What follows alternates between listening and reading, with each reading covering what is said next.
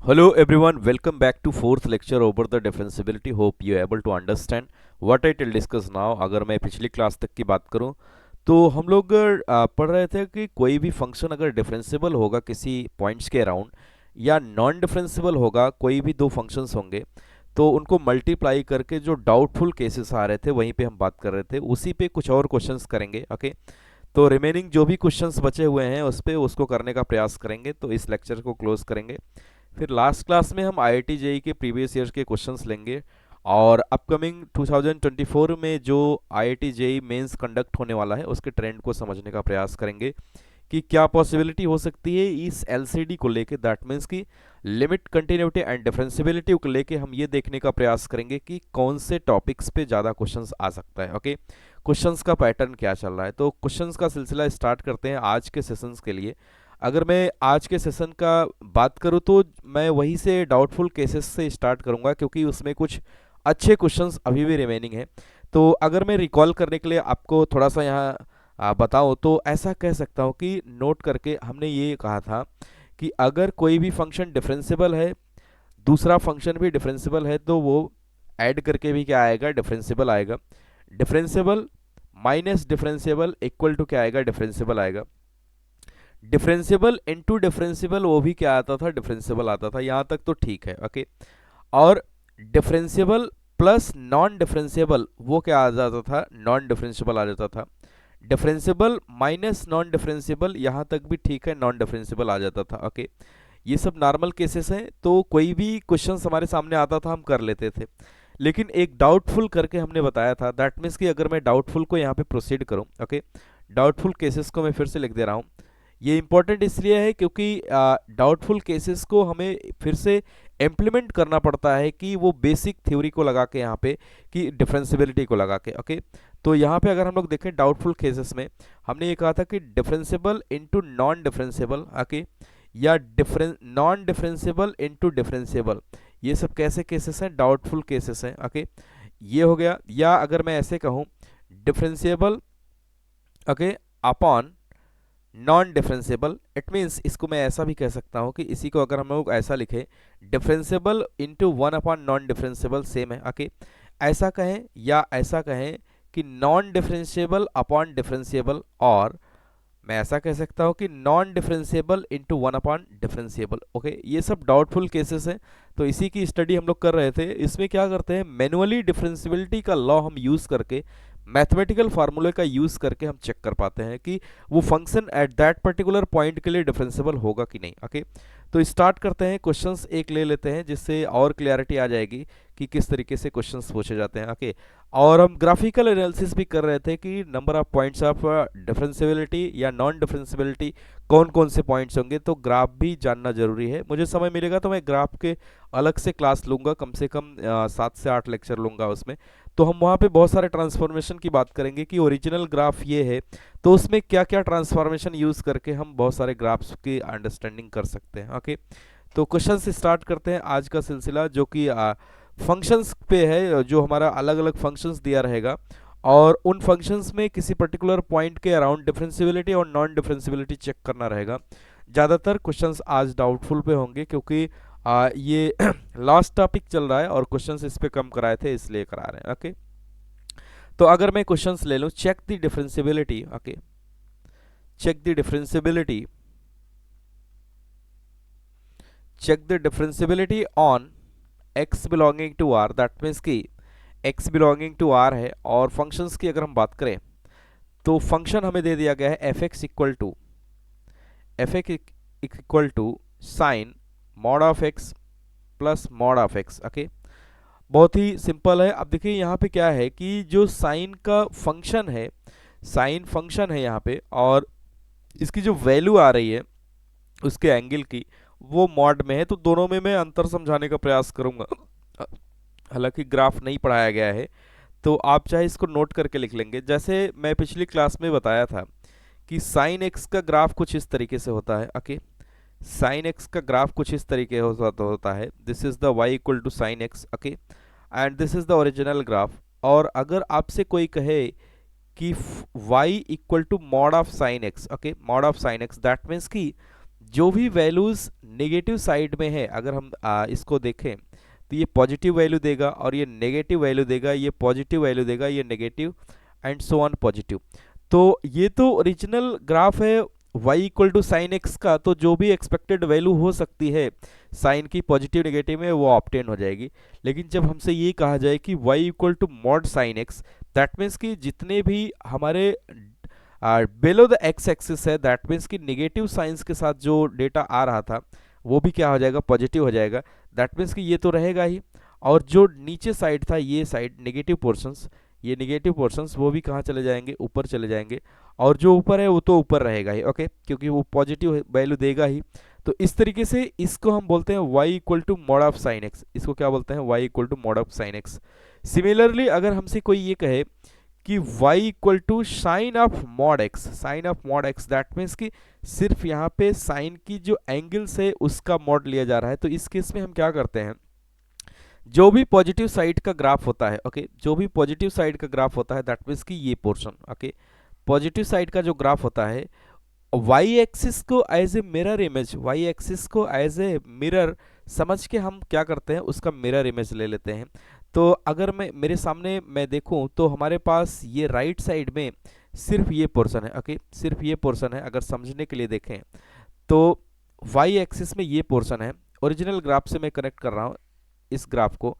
अगर y equal to sine X का graph हमने ये बनाया और ओरिजिनल इसका राइट साइड हमने देखा सिर्फ ये है, तो अभी क्या करेंगे, y equal to mod sine, sine of mod X का ग्राफ मुझे बनाना है। तो मुझे क्या करना रहेगा, इसका जो राइट पोर्शन है उसी का मिरर इमेज यहाँ से ले लेते हैं। दैट मीन्स कि ये कुछ ऐसा हो जाएगा, ओके, ये कुछ कैसा हो जाएगा, इस तरीके से हो जाएगा। तो यहाँ पे अगर आप लोग देखें ढंग से, अगर मैं यहाँ पे नोट करूँ, यहाँ पे जो इन्फॉर्मेशन हमारे सामने अब आएंगी, तो इस पॉइंट के अराउंड आप देखेंगे x इक्वल टू 0 के अराउंड अगर आप देखिए तो यहाँ पे एक शार्प टर्न आएगा, ओके, यहाँ पे क्या आएगा, एक शार्प टर्न आएगा, जिसके कारण यह फंक्शन इस पॉइंट के लिए क्या हो जाएगा, नॉन डिफरेंशिएबल हो जाएगा, ओके। तो ये ग्राफ हो गया y equal to mod X, और y equal to mod X का तो सबको पता ही होता है। तो इसका भी ग्राफ अगर हम लोग देखें तो y equal to mod X का ग्राफ कुछ इस तरीके से होता है। x इक्वल टू 0 पॉइंट पे यहाँ पे देखिए शार्प टर्न आया है, okay, y equal to mod X. तो इसका मतलब जो इंफॉर्मेशन मुझे चेक करना है यहाँ पे डिफरेंशिएबल होगा कि नहीं होगा, वो x इक्वल टू 0 के अराउंड चेक करेंगे तो ज़्यादा अच्छा रहेगा, ओके, क्योंकि सारी इंफॉर्मेशन x इक्वल टू 0 के अराउंड हो रही है, क्योंकि ये डिफरेंशिएबिलिटी इसकी चेक करना है x बिलोंगिंग टू r के लिए। तो मैं x इक्वल टू 0 के लिए प्रेफर करूँगा, ओके। तो इन्फॉर्मेशन को लिखना स्टार्ट करें कि अगर मैं यहाँ पे केसेस बना लूँ, okay, if I right in the case format, case number 1 में ले लूँ, ओके, और इस केस को मैं कुछ ऐसा ले लूँ कि if x not equal to 0, okay, अगर हम ये मान लें कि x 0 नहीं है, x 0 नहीं है, तो fx इक्वल टू क्या है हमारा, fx equal to sine mod x plus mod x, okay. अब देखिए x जब 0 नहीं है तो सभी के लिए सभी फंक्शंस क्या है, यहाँ पे कहीं पर भी शार्प टर्न नहीं है, शार्प टर्न नहीं है, ना कोई जंप है। तो हम ये कह सकते हैं कि ये फंक्शन एवरीवेयर डिफरेंशिएबल होगा x इक्वल टू 0 को छोड़ के, ओके। तो मैं ये कह सकता हूँ कि this function is differentiable, okay, this function is differentiable and mod x is also differentiable, okay. ये फंक्शन भी और ये फंक्शन भी क्या हो जाएगा, डिफरेंशिएबल हो जाएगा। तो डिफरेंशिएबल प्लस डिफरेंशिएबल क्या आ जाएगा, डिफरेंशिएबल प्लस डिफरेंशिएबल क्या आ जाएगा, डिफरेंशिएबल। दैट मीन्स कि entire function x not equal to 0 के लिए क्या होगा, डिफरेंशिएबल होगा। तो मैं यहाँ पे लिख पाऊंगा hence fx equal to sine mod x plus mod x, okay, mod x is differentiable for all x belonging to real number except 0, except 0 मैं इस तरीके से लिख सकता हूं, या इसी को ये भी लिख सकते हैं differentiable at x not equal to 0, okay, at x not equal to 0 के लिए ये क्या है, डिफरेंशिएबल है। दैट मीन्स कि ये एवरीवेयर डिफरेंशिएबल होगा एक्सेप्ट 0, ओके। तो बहुत ही क्लियर है, ग्राफ स्मूथ है, ऐसे भी हम समझ पा रहे हैं ग्राफिकल एनालिसिस के तौर पे, ओके। अगर मैं केस नंबर 2 ले लूं, okay, if I right about the case number 2, okay, case number 2 में हम क्या ले सकते हैं कि जो केस हमने लीव किया है, दैट मीन्स कि इफ x इक्वल टू 0 ले ले, अगर x को मैं 0 ले लूं तब देखिए यहाँ पे क्या होगा, x को जैसे ही मैंने 0 कंसीडर किया, दैट मीन्स कि अगर मैं फंक्शंस को लिखूं fx equal to sine mod x, okay, sine mod x plus mod x। अब देखिए यहाँ पे x इक्वल टू जीरो पे ये साइन मॉड x क्या होगा, नॉन डिफरेंशिएबल होगा, और मॉड x भी क्या है, non differentiable, you can see in the graph. Okay, अब ग्राफ आप देख सकते हैं कि x इक्वल टू जीरो पे मॉड x क्या होगा, शार्प टर्न आ गया, ड्यू टू शार्प टर्न ये क्या हो जाएगा, nd। तो यहाँ पे मैं लिख दे रहा हूँ due to sharp turn, due to sharp turn या कॉर्नर, यहाँ पे क्या हो जाएगा, नॉन डिफरेंशिएबल हो जाएगा, और यहाँ पे भी क्या हो जाएगा, due to sharp turn, okay, due to sharp point ND, okay, non differentiable हो जाएगा x इक्वल टू जीरो पे। ओके, तो अब देखिए यहाँ पे फिर से ये केस आ गया कि ND plus ND, this is the doubtful cases. Okay, तो यहाँ से मैं लिख सकता हूँ कि this is doubtful points. Okay, this is doubtful points,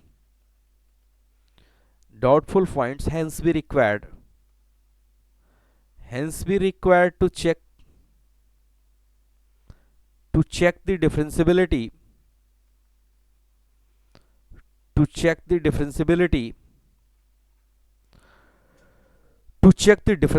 of fx, to check the differentiability of fx by basic formula method, by basic differentiability formula method। okay, by basic differentiability formula method. Okay, तो बहुत ही clear है ये, confusion नहीं होना चाहिए। और मैंने one by one, इसीलिए मैं लेक्चर को बहुत ज़्यादा भगाया नहीं कि तेज़ी से ख़त्म कर दूं, मैंने टाइम दिया है। ओके, टाइम दिया है तो आप पेशेंस के साथ करेंगे तो हो जाएगा, कोई बहुत पैनिक होने की ज़रूरत नहीं है। ओके, तो यहाँ पे अगर हम लोग देखें तो इस तरीके से, अब यहाँ पे बहुत ही क्लियर है, ये कह रहा है कि अभी इसको क्या करने की जरूरत पड़ेगी कि इसको बेसिक डिफरेंशिएशन फार्मूला लगाने की, डिफरेंशिएबिलिटी लगाने की जरूरत है। दैट मीन्स कि we have to require to F dash A equal to limit H tends to zero F of A plus H minus F of A upon क्या लिखेंगे, H लिखेंगे। तो यहाँ पे ए की वैल्यू को अगर हम लोग देखें तो here A equal to zero. Okay, A equal to zero, that is यहाँ से हम ये कह सकते हैं कि we require to check F dash zero. तो मैं यहाँ से नोट कर ले रहा हूँ प्रॉपर तरीके से। तो यहाँ से लिखेंगे F dash zero equal to क्या लिखेंगे, limit H tends to zero, तो क्या लिखेंगे, F of zero plus H minus F of zero upon में क्या लिखेंगे, एच। सिमिलरली इसको सिंप्लीफाई करेंगे तो थोड़ा सा और क्लियर हो जाएगा। एफ डैश जीरो को हम यहाँ पे लिख सकते हैं कि limit H tends to zero, okay, F of H minus F zero upon क्या लिखेंगे, H. Okay, if I talk about the functions की अगर हम बात करें तो फंक्शन जो हमारे पास है, अगर मैं यहाँ पे फंक्शंस को नोट करूँ तो मैं ऐसा कह सकता हूँ कि एफ एक्स इक्वल टू हमारे पास है sine of mod x plus mod X. Okay, तो यहाँ से अगर मैं एफ ऑफ जीरो को प्लेस करूँगा, दैट मीन्स कि sine of mod zero plus mod zero, sine mod zero की वैल्यू दैट मीन्स कि sine zero. Okay, sine zero plus zero, मैं इसको एक बार सिंप्लीफाई कर ले रहा हूं। तो यहां से अगर हम लोग देखेंगे तो साइन जीरो कितना आएगा, zero plus zero equal to zero, that means कि F zero equal to zero. तो इस डेटा को हम यहाँ पे यूज कर लेंगे। ओके, तो यहाँ से अगर मैं इंफॉर्मेशन को नोट करना स्टार्ट करूँ, F dash zero equal to limit H tends to zero F of H, that means कि साइन ऑफ मॉड एच और प्लस का क्या लिखेंगे, mod H minus F zero की वैल्यू जीरो अपॉन में क्या लिखेंगे, एच। ओके, सिंप्लीफाई करेंगे, इसको सिंप्लीफाई करेंगे तो और भी इंफॉर्मेशन क्लियर हो जाएगी अपने सामने। तो थोड़ा सा इसको अगर हम आगे बढ़ें तो ऐसा कर सकते हैं, यहाँ से अगर मैं नोट करना स्टार्ट करूँ कि F dash zero equal to limit H tends to zero sine of mod H plus mod H upon में क्या है, एच। ओके, तो यहाँ से अगर हम लोग देखें तो अब यहाँ पे मॉड में फंक्शंस है, दैट मीन्स कि we have to require to calculate the R H D and L H D. Okay, तो यहाँ से अगर हम ऐसा करें, यहाँ से इसको आर एच डी और एल एच डी के फॉर्मेट में देखें, क्योंकि मॉड फंक्शंस है तो ईजिली ऑपरेट नहीं होगा, तो वो पॉजिटिव और निगेटिव दोनों वैल्यूज़ देगा। तो जिसके लिए मुझे क्या करना पड़ेगा, यहाँ पे आर एच डी और एल एच डी निकालने की ज़रूरत पड़ेगी। Okay, if I talk about the RHD, that means कि right hand derivative and LHD that means कि left hand derivative। okay, you can see here। तो RHD के लिए मुझे क्या लिखना पड़ेगा, RHD के लिए मुझे लिखना पड़ेगा f dash zero plus equal to क्या लिखेंगे, limit h tends to zero plus f of क्या लिखेंगे, f ऑफ डायरेक्ट इंफॉर्मेशन को ही प्लेस कर दे रहे हैं। ओके, तो यहाँ पे मैं ऐसा लिख पाऊंगा साइन ऑफ प्लस साइन के साथ ओपन कर रहे हैं तो एच, और ये भी प्लस साइन के साथ मॉड एच ओपन कर रहे हैं, एच अपॉन में क्या लिखेंगे एच, ओके। क्योंकि जीरो प्लस के लिए मॉड फंक्शन पॉजिटिव के साथ ऑपरेट होगा, ओके। तो इसको मैं ऐसा भी लिख सकता हूँ, limit H tends to zero, okay, sine H upon H plus H upon H, ऐसा भी लिख सकते हैं। तो अगर मैं यहाँ से देखूँ तो जो पहली दूसरी क्लास मैंने लिया होगा लिमिट पे, limit x tends to zero, sine x upon x का आंसर कितना आता है, वन आता है, और एच अपॉन एच का भी आंसर कहाँ पे टेंड करेगा, वन को टेंड करेगा। दैट मीन्स कि वन प्लस वन कितना आ गया, टू, ओके।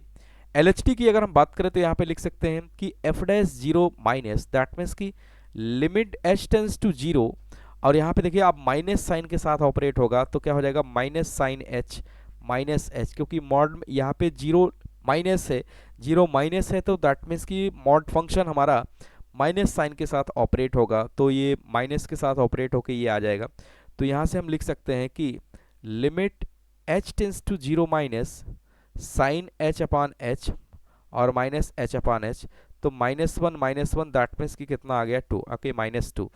तो from here we conclude that, अगर इन दोनों इन्फॉर्मेशन को मैं कंक्लूड करूं तो मैं यहाँ से ये देख पा रहा हूँ कि L H D not equal to R H D, okay, L H D not equal to R H D, that means कि ये क्या हो जाएगा, नॉन डिफरेंसिबल हो जाएगा। क्योंकि डिफरेंसिबिलिटी के लिए मुझे क्या चाहिए कि F dash A equal to finitely exist, that means कि R H D equal to L H D equal to a finite number.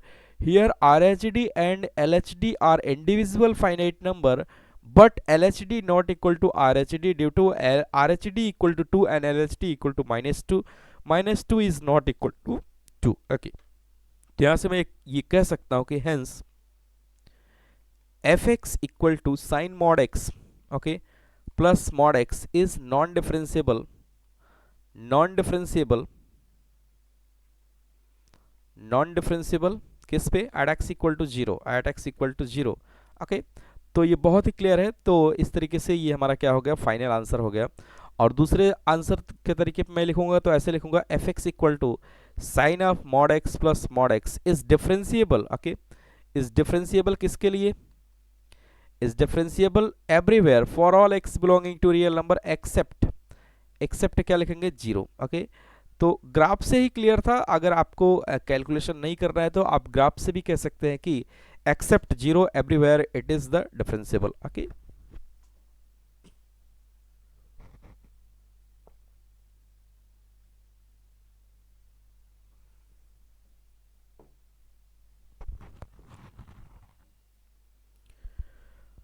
okay, hope you able to understand।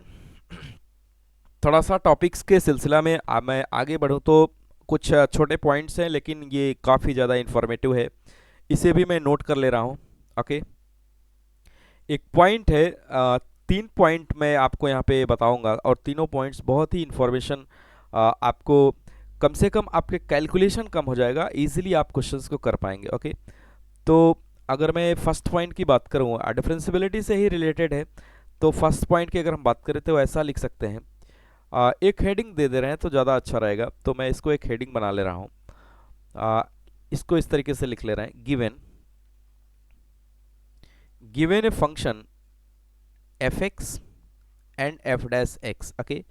अगर एफ एक्स गिवन है और F dash x given है तो क्या क्या information हम यहाँ पे नोट कर सकते हैं, इन दोनों के बारे में वो लिखने का प्रयास कर रहे हैं, ओके। तो मैं यहाँ पे पहला पॉइंट की अगर बात करूँ, if I talk about the first point related to the differentiability, तो ऐसा कह सकते हैं कि at those values of X, at those values of x where fx is known to be differentiable, fx is known to be differentiable, known to be differentiable, known to be differentiable, find f dash x, find f dash x by differentiation formula, by differentiation formula, okay. देखिए ये point छोटा है लेकिन important है, ये कह रहा है कि at those values of x where fx is known to be differentiable find f dash x by differentiation formula. That means कि अगर मुझे ये इन्फॉर्मेशन पता चल गई, ओके, अगर मुझे ये इन्फॉर्मेशन पता चल गई कि ये किन किन x के लिए डिफरेंशिएबल है, तो उन सभी पॉइंट्स के लिए हम क्या कर सकते हैं, डिफरेंशिएशन का बेसिक फार्मूला मेथड, कि दैट मीन्स कि साइन एक्स का डिफरेंशिएशन कॉस एक्स का differentiation sine X, X to the power N का differentiation N X to the power N minus one, वो सभी को यूज करके हम एफ डैश एक्स को डायरेक्ट कैलकुलेट कर सकते हैं। ओके, सेकंड पॉइंट ये कहता है कि at points where at points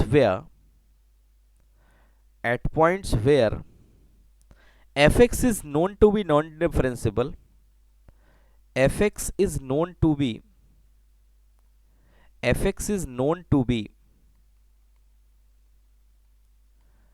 non-differentiable, fx is known to be non-differentiable, clearly f dash x is does not exist। बहुत ही क्लियर है कि अगर वो कोई फंक्शन हमें ये पता चल जाए कि जिन पॉइंट्स पे नॉन डिफरेंशिएबल होगा, ओके, नॉन डिफरेंशिएबल होगा, तो इसका मतलब वहां पे एफ डैश एक्स एग्जिस्ट नहीं करेगा। ओके, अगर डिफरेंशिएबल होगा तो एफ डैश एक्स क्या करता है, एग्जिस्ट करता है। अगर मुझे ये पता चल जाए कि वो पॉइंट उन सभी पॉइंट्स पे नॉन डिफरेंशिएबल है, दैट मीन्स कि एफ डैश एक्स एग्जिस्ट ही नहीं करेगा। ओके, थर्ड और लास्ट और इंपॉर्टेंट पॉइंट है, at points of doubtful points, at points of doubtful points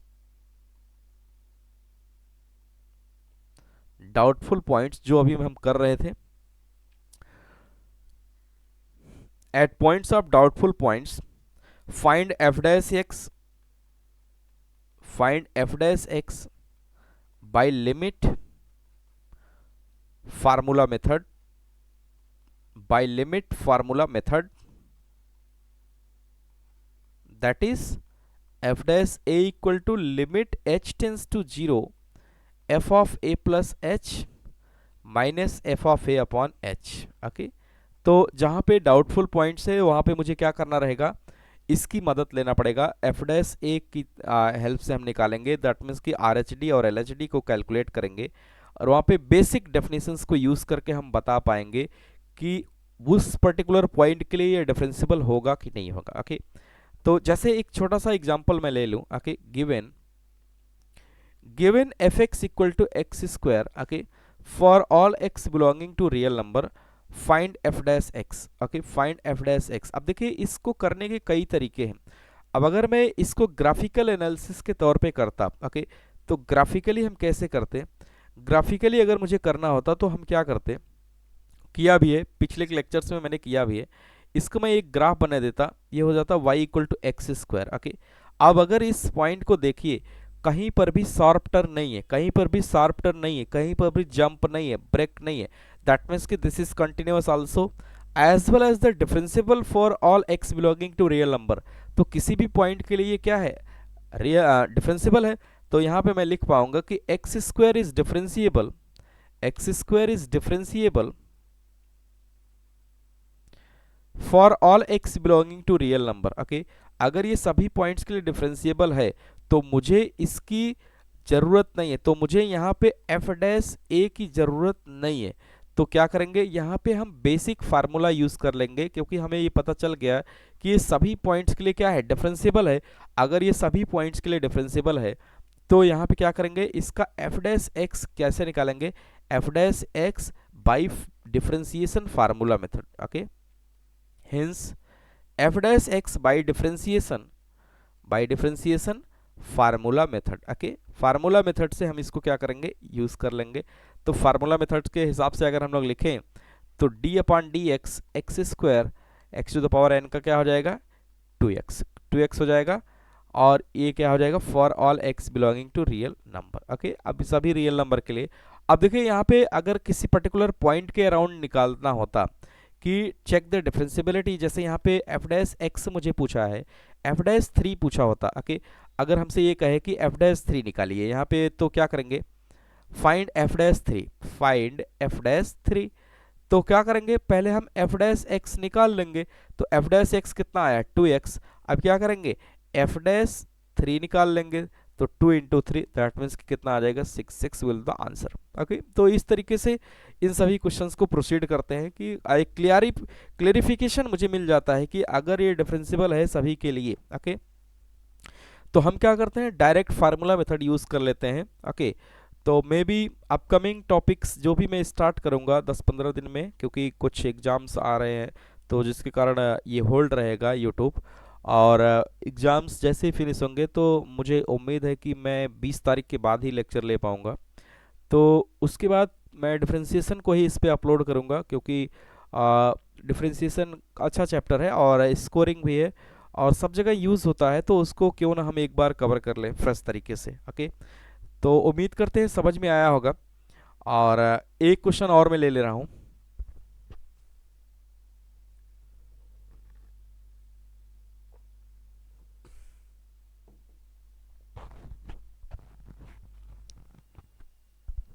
okay, ये क्वेश्चन काफ़ी अच्छा होगा और ग्राफ ओरिएंटेड ही होगा और इसी टॉपिक से रिलेटेड होगा। ओके, तो एक क्वेश्चन मैं और ले ले रहा हूँ। Given f x equal to, given f x equal to mean of, that means कि मीन फंक्शन यहाँ पे यूज हुआ है 1 comma x square comma x cube, then okay then कुछ ऑप्शंस दिए गए हैं, उन ऑप्शंस को मैं नोट कर ले रहा हूं। F x is continuous for all X, and option number B है F x is non differentiable, fx is non-differentiable at 2 points. Okay, and third one is f dash x equal to 0 if x greater than 1, and option number D, f dash x equal to 3x square if x less than equal to 1, and option number E, f dash x equal to 3x square if x less than 1। Okay, तो अब देखिए ये questions बहुत ही अच्छा है। अब यहाँ पे मिन फंक्शंस यूज हुआ है। अगर मैं थोड़ा सा आपको आइडिया दूं मिन और मैक्स का, तो मैं यहाँ पे दे सकता हूँ कि जैसे अगर यहाँ पे नोट करके मैं लिखूं, कहीं पे लिखा है मैक्स फंक्शन। ओके,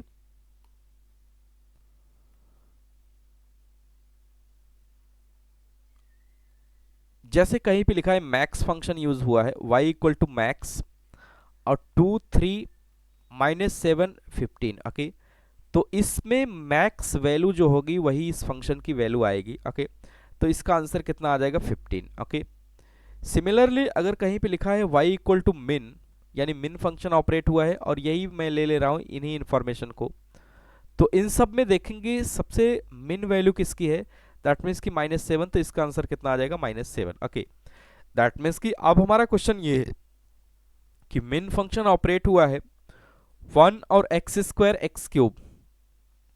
ओके, तो दैट मीन्स कि इन सभी का ग्राफ बनाना है और कोई भी ग्राफ का जो वैल्यू होता है वो वाई एक्सिस पे ऑब्टेन होता है। ओके, वाई एक्सिस के अराउंड हमें कोई भी इंफॉर्मेशन ऑब्टेन होता है किसी भी फंक्शन की वैल्यू।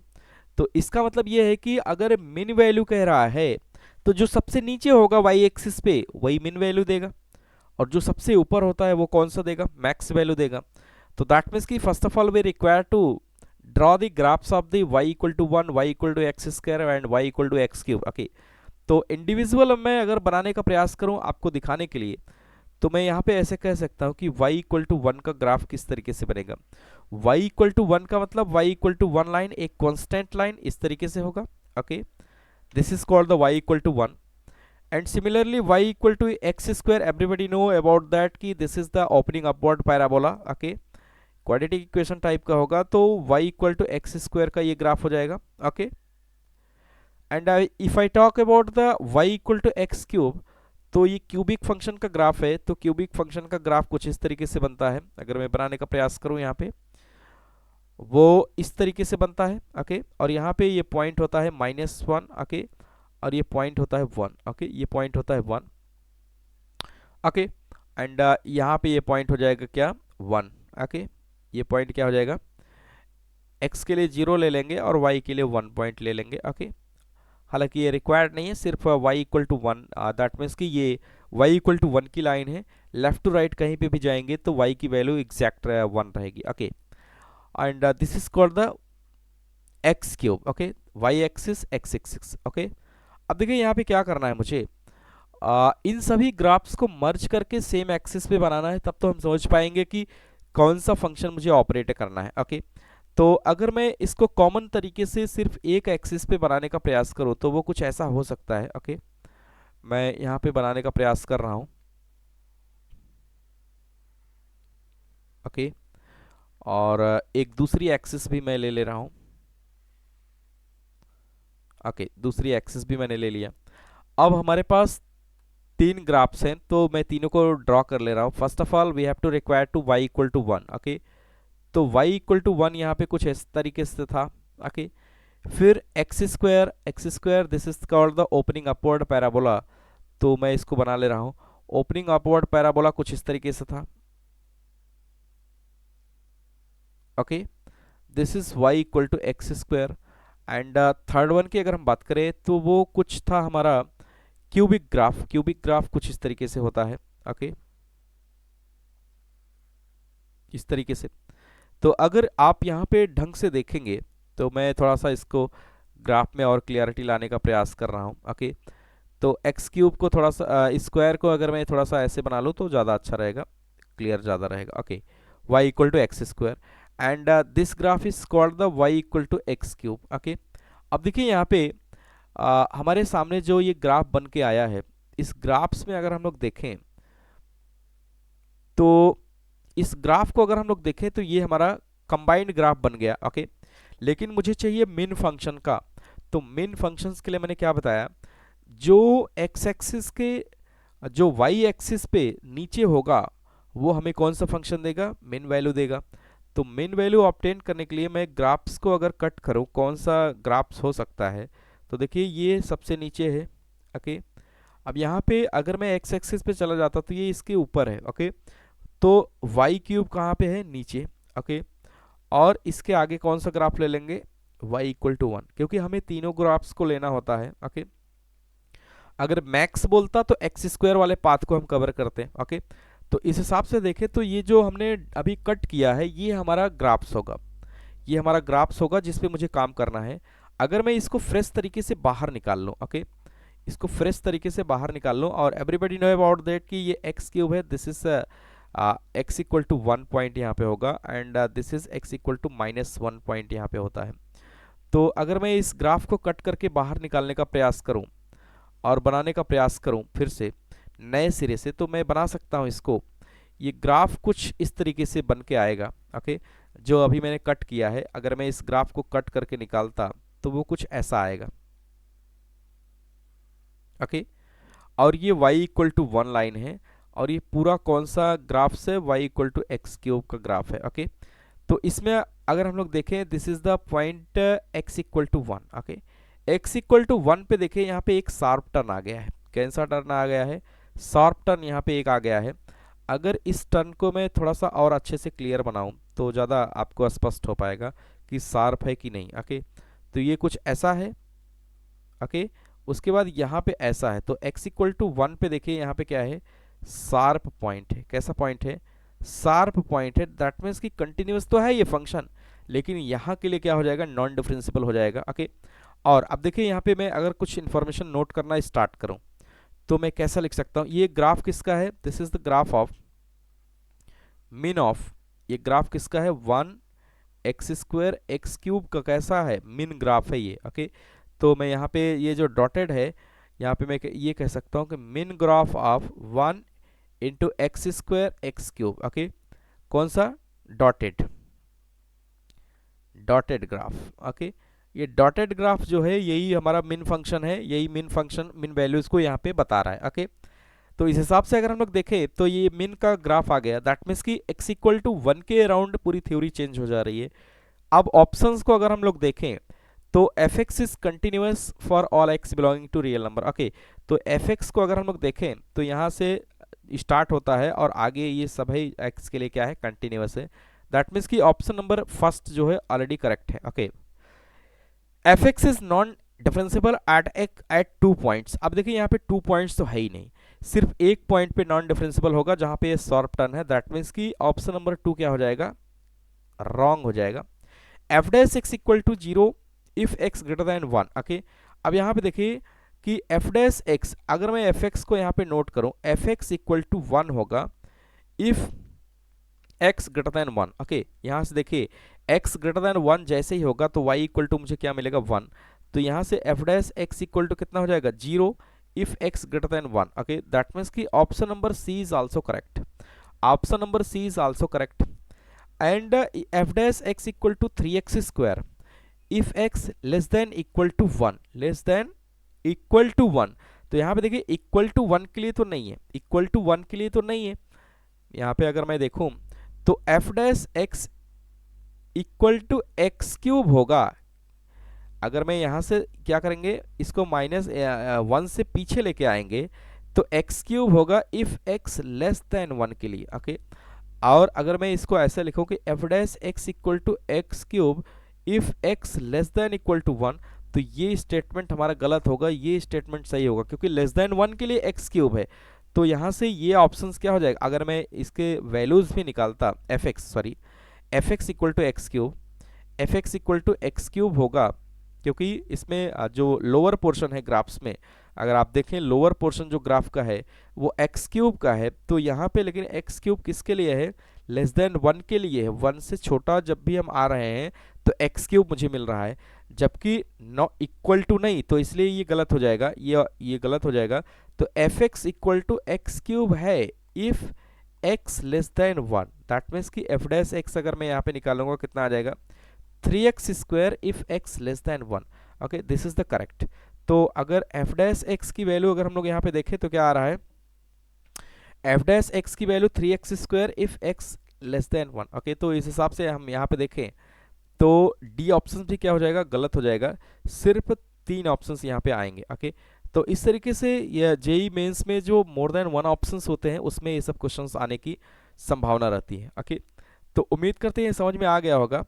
तो इस तरीके से अगर मैं बात करूं तो जो भी कॉन्सेप्ट थे वो सारे कॉन्सेप्ट क्या हो गए, ख़त्म हो गए हैं और अभी कुछ भी कॉन्सेप्ट बचते नहीं हैं। ओके, तो उम्मीद करते हैं समझ में आया होगा।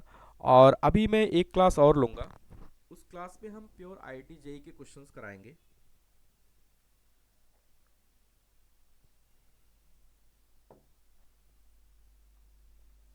ओके, तो उम्मीद करते हैं समझ में आ गया होगा। मैं एक क्लास और लूँगा जिसमें प्योर आईआईटी जेईई के क्वेश्चंस कराएंगे। ये छोटे छोटे कुछ टॉपिक्स बचे हुए थे जिसके लिए मैंने फिर से क्लास को लेना उचित समझा। तो उम्मीद करते हैं समझ में आया होगा और एक क्लास और मैं ले लूँगा जिसमें प्योर आईआईटी जेईई के क्वेश्चंस को कराऊँगा। क्योंकि क्या होता है कि अभी जेईई के कुछ क्वेश्चंस अच्छे क्वेश्चंस हैं जो बचे हुए हैं उसको मैं करा दूँगा। उसके बाद आज 31 है तो 31 के बाद 1 तारीख आ जाएगा। 1 तारीख को 1 जनवरी को मैं सीबीएसई के लिए 10 सैम्पल्स पेपर्स को अपलोड करने वाला हूं जो फ्री ऑफ कॉस्ट होगा। आप डाउनलोड करके प्रैक्टिस कर सकते हैं। ओके, विथ सोल्यूशन होगा, कोई भी दिक्कत उसमें नहीं आएगी, प्रैक्टिस के तौर पे उसको यूज़ कर सकते हैं। ओके, और वीडियोस आप यहां से देख सकते हैं 20 मिनट अकेडमी से। सारे वीडियोस 1 बाय 1 सीक्वेंस में पड़े हुए हैं, कोई भी दिक्कत नहीं है, आप यहां से प्रॉपर देख सकते हैं। या हमारा दूसरा चैनल है मैथ्स बाय कुलदीप विश्वकर्मा, जो कि ओरिजिनल चैनल यही है, आप यहाँ से भी देख सकते हैं। ओके, इस पे भी सारे लेक्चर्स सीक्वेंस में पड़े हुए हैं। कंटेंट की बात करें तो बोर्ड से लेके आईआईटी जेईई तक के लेवल के हैं। आप प्रॉपर नोट्स बनाइए, पढ़िए। ओके, एक भी टॉपिक्स को मैंने स्किप नहीं किया है चाहे जितना समय लगा हो। तो उम्मीद करते हैं समझ में आया होगा और मिलेंगे नेक्स्ट क्लास में जो कि अच्छे क्वेश्चंस कराएंगे जिसमें प्योर आईआईटी जेईई के होंगे। उसके तुरंत बाद हम सैम्पल पेपर्स को अपलोड करेंगे क्योंकि सैम्पल्स पेपर अपलोड कर दें तो आपकी प्रैक्टिस हो जाएगी। और मिलेंगे 2024 में कुछ अच्छे टॉपिक्स के साथ जिसमें हमने ये सेट किया है माइंड में कि डिफरेंशिएशन को ले लें, क्योंकि डिफरेंशिएशन बार बार परेशान करता होगा, तो उसको लेंगे और धीरे धीरे सिलसिला चलता रहेगा। एक समय ऐसा आएगा कि कोई भी टॉपिक छूटेगा नहीं। ओके, तो आज के लिए इतना ही रखते हैं, मिलते हैं नेक्स्ट क्लास में, तब तक के लिए बाय बाय।